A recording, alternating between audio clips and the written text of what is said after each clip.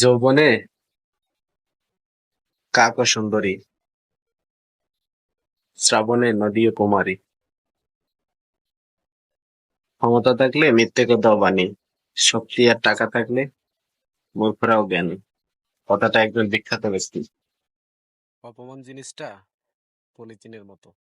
Polythene যেমন মাটির নিচে চাপা পড়লেও পচে না, অপমান জিনিসটাও ভুলে গেলে মন থেকে মুছে না।